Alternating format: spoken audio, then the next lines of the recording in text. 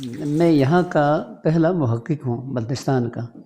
قرآن مجید سمجھنے کے شوق میں میں نے عربی پڑھی، بس میں نے مقرر بننے کے لیے یا فقیہ بننے کے لیے یا مقرر یا کوئی خطیب بننے کے لیے میں نے نہیں پڑھا۔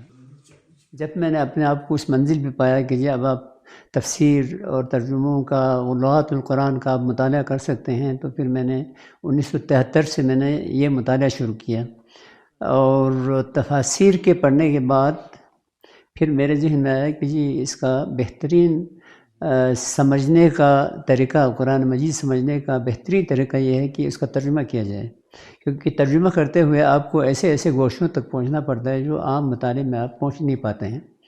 تو پھر میں نے یہ جنوری یا فروری 1988 میں نے شروع کیا تھا۔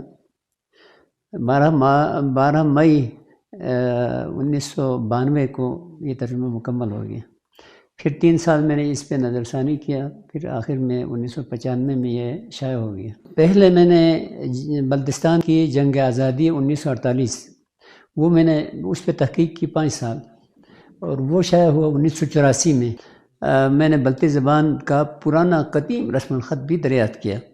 مجھے زبانوں پر اتنا یعنی وہ ماسٹر میں رکھتا ہوں، تو مجھے اس کو بھی سمجھنے میں کوئی دشواری نہیں ہوئی۔ ایک رات میں نے سیکھا ہے بغیر استاد کے۔ اس میں ابھی تک کوئی سرکاری پیسہ نہیں ہے، کوئی کسی NGO کا پیسہ نہیں ہے، یہ صرف میرے اپنے پیسوں سے میں نے بنایا ہے، اور اس وقت 6500 نوادرات ہیں، اور اسی میوزیم کا یہ تحقیقی لائبریری ہے، ریسرچ لائبریری ہے یہ، اور یہ جو آپ سامنے دیکھ رہے ہیں گیلری، یہ بھی ریسرچ ہی میری لائبریری کا حصہ ہے۔